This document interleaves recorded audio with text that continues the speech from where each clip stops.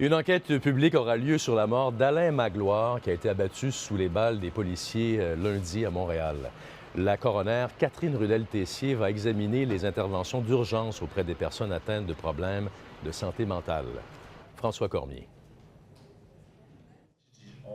Au cœur du tourbillon, au cœur d'une semaine éprouvante, un baume. Écoute, quand j'ai appris la nouvelle, quand on m'a communiqué la nouvelle, j'ai eu c'est comme un frisson. Pierre Magloire a appris que le coroner en chef ordonne la tenue d'une enquête publique sur la mort de son frère. Alain Magloire souffrait de problèmes mentaux. Il est mort lundi lors d'une intervention policière. Je suis content parce que le décès d'Alain ne sera pas en vain. Puis je pense qu'on réalise qu'il faut changer d'attitude envers la maladie mentale, envers l'itinérance. Car l'enquête de la coroner ira plus loin. Les services d'urgence peuvent-ils améliorer leur façon de faire devant une personne qui éprouve des troubles mentaux? Le cas d'Alain Magloire n'est pas unique. C'est quand même 33 000 appels par année juste en santé mentale. On parle d'une centaine d'appels par jour. Le chef de police de Montréal ne veut pas se prononcer sur la décision du coroner en chef.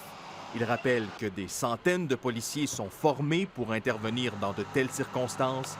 Selon lui, il faut aussi agir en amont. C'est de trouver des solutions avec l'ensemble des acteurs de façon proactive, de ne pas attendre qu'on soit toujours devant une intervention policière musclée parce que la personne est en crise. Je ne commenterai pas l'enquête, puis je ne commenterai pas rien en ce sens. On va laisser le système faire son travail.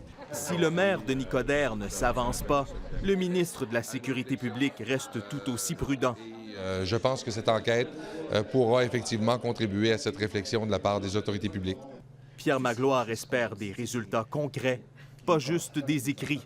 Est-ce que ça va être un autre rapport qui va être tabletté comme les autres rapports? Depuis 2011, 3 itinérants ont été abattus par les policiers de Montréal. Ici François Cormier, Radio-Canada, Montréal.